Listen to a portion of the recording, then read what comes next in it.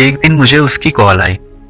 वो मुझे कहने लगी कि मुझे चाय बनानी आ गई है, क्या तुम मेरे हाथ की बनी चाय नहीं पियोगे?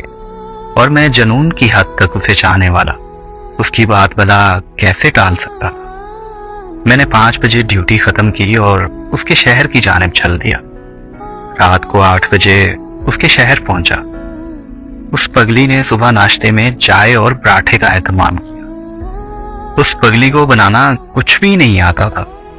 पराठा बनाने की कोशिश में इतने टुकड़े हो गए कि चोरी का गुमान होता था। फिर महबूब के हाथ का बना था मेरे लिए तो दुनिया की सबसे लजीज चीज थी। और चाय भी बहुत कमाल की लगी मुझे, बहुत ही आला ज़ायका था जो मैं अपनी जिंदगी में कभी नहीं भूल पाऊंगा। अक्सर सभी लड़कियों की खाने की रफ्तार बहुत ही कम होती है और वो इस मामले में कुछ ज्यादा ही सुस्त थी। अक्सर मैं अपने हिस्से की चीज खत्म कर लेता। जब उसके खाने की बारी आती तो मैं उसके हिस्से में आई चीज को भी फिर से आधा आधा करके खाता और उसे इस बात की बहुत खुशी होती थी और उसे खुशियां देना मेरी जिंदगी का मकसद बन गया। मैंने अपनी चाय खत्म कर ली। जब उसकी बारी आई तो उसे पता चला कि वो चाय में तो चीनी मिलाना ही भूल गई।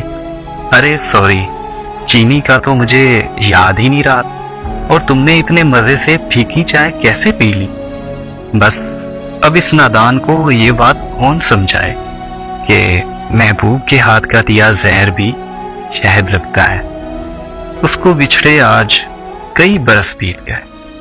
मैं जब भी कहीं किसी के यहाँ जाता हूँ तो मेजबान मुझसे पूछता है चाय या बोतल, तो मेरे कानों में एक आवाज सी गूंजती है, सुनो मुझे चाय बनानी आ गई है, क्या तुम मेरे हाथ की बनी चाय नहीं पियोगे?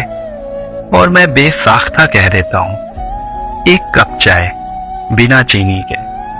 सभी लोग हैरान होकर पूछते हैं बिना चीनी के ही क्यों? तो अब हर किसी को कौन बताए कि दिलवाले जब किसी बात पर आ जाएं तो फिर किसी की नहीं सुनते।